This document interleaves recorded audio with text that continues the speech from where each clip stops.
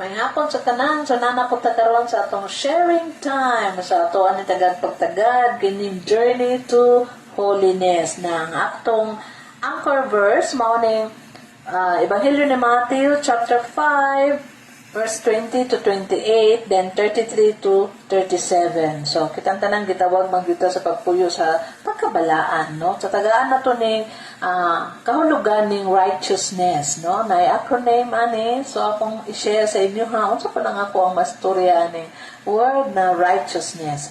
So, letter R, morning, respond to God's love. So, kabalon man gid ang Ginoo ginagimo nato unya nahigugmad gud ang Ginoo kanato gani gipadala niya ang Holy Begotten Son to save us. So mao na mo respond po nung tatagayuhan sa iyang gugma, no? Mahigugma po nung tata sa Dios. So letter I, morning, imitate God's example and virtue. So buotan kayo ang Ginoo. So unta mo imitate ta sa kaayuhan na iyang ipakita nato, kita pun magiging maayo po nung tata sa pagdil nato sa atong kapwa. No, obedient punta sa tong mga leader o mga head nato sa to ang kung asa man ta nabutang sa tong trabaho ba, sa tong pagserbisyo ba, o asa man ta na group na belong. So importante yun ng obedience. Kung gani ang Ginoong Hesus, no, Ginoo dito siya apan ni obedient siya sa plano sa Ginoo, no, na atong amahan. So dili unta nato lisod, no, ang pag-obey kay gipakita na din na sa anak sa atong Dios amahan. Naot na ato nang kuan na to ang examples, no? Imitate na to ang mga virtues ni Jesus. Okay? So, letter G, guard your life from committing sin. So, hinaot ko na kanang mga plano mo sa imong kinabuhi, imong mga decisions sa imong kinabuhi dili unta na mag-lead sa imuha ngadto sa sala, no? Imong ta magwardyahan ang imong kinabuhi, imong mga actions, imong mga motives, imong mga intentions, imong mga pagabuhaton, dili ta magdala sa imong adto sa pagpakasala. H is honor God at all times, no? By your mouth, by your heart. So, honor gini mo ang Ginoo.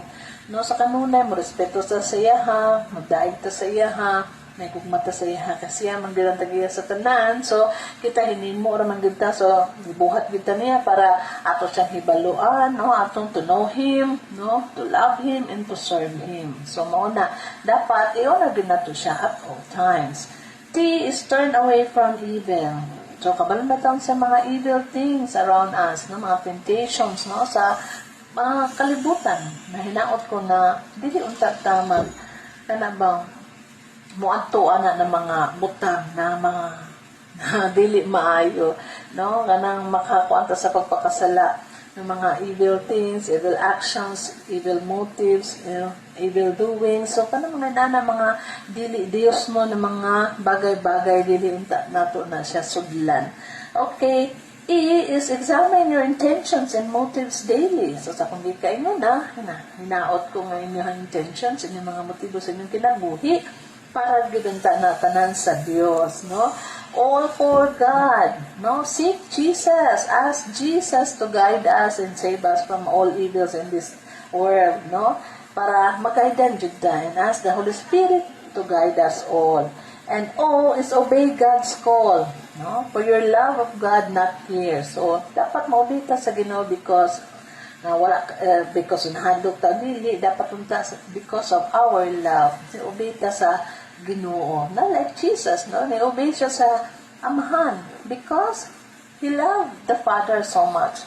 So, man ang pag-obey niya sa ato ang amahan, sa plano sa amahan, man ang papakita nga nahigugma siya sa amahan. So, kita po, dunta, nung obey ta sa God's call, no? God's plan. Kay, kani pa na ato ang ipakita nga nahigugma ta, no? Ngadto sa Dios amahan. Nga, labaw sa tanan, siya ang tagiyas ka nato sa ato ang kinabuhi. Okay. You is unite your actions to the plan of God. Serve the truth faithfully, no? Kapag ta unsay kamatuoran, so mo-serve ta. So unsay kamatuoran. And then i-share po nato ning mga kamatuoran ngadto sa uban, no? Sa atong grupo, kung asa man ta nabilong, kami o ako as katikis na ako share ang kamatuoran nga ako ang nahibaluan ngadto sa mga bata.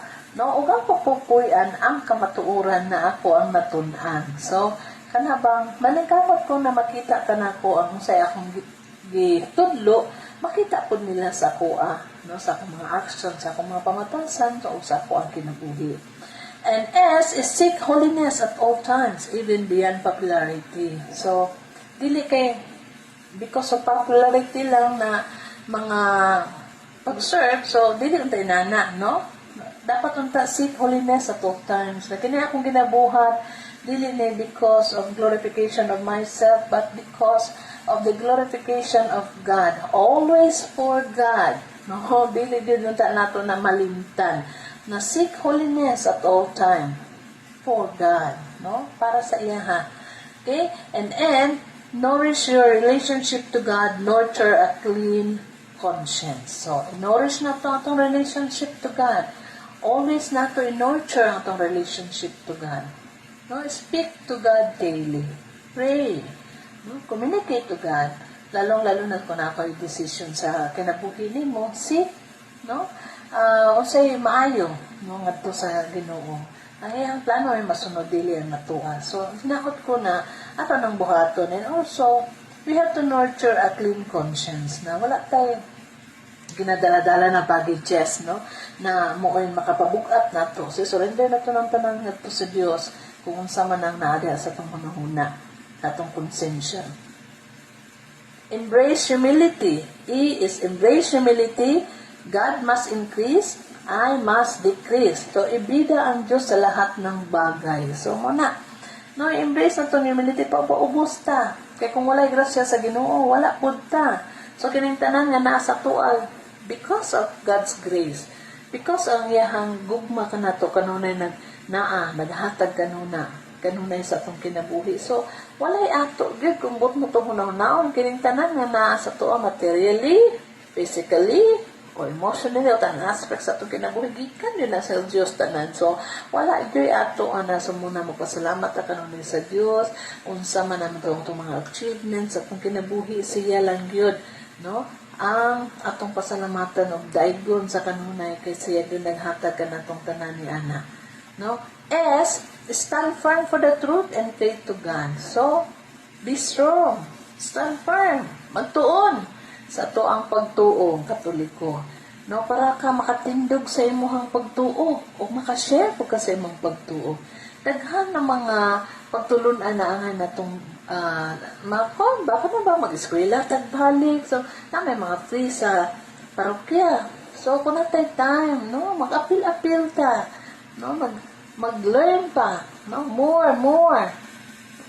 About God. Because, kanak man ko ng mga, kung ano lahi-lahi ang mga teacher na to, lahi-lahi po na sila mga teaching styles.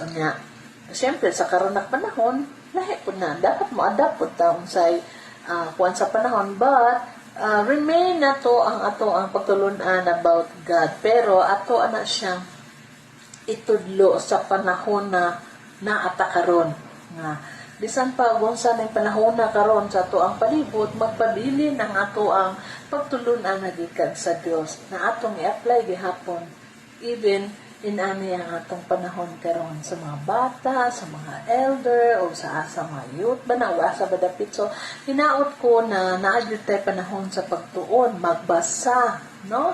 Maminaw sa mga teachers, o sa padiha, sa homily, sa mga pare, no? Dili na to si karatong mga panahon sa mga bagay-bagay nga dili bitaw makatabang sa ato ang pagtuon, no? Hindi makahatag og pagligon sa atong pagtuon ngadto sa Dios. So muna, stand firm for the truth and faith to God. And last S is strive for Christ-centered living. So, nagtudto ta about Christ, nakita binunyagan ta, no? Ang atong kinabuhi dapat naka-align sa Christian living. So Christ-centered ta. Hinaot ko na magpabilin ta na inana ang ato ang pamaagi sa atong kinabuhi nga makita si Kristo sa atong kinabuhi, no? Atong isang niyaw si Kristo o makita po sa atong kinabuhi, no? Ang mga pamatasan ni Kristo, ang patulunan ni Kristo na nato kanunay atong dala-dala atong gina-share kung unsang kayuhan nga nabuhat ni Jesus Christ kanato. So, kining to be righteous, no, is not for perfection, no? Kaya kita dili man perfect.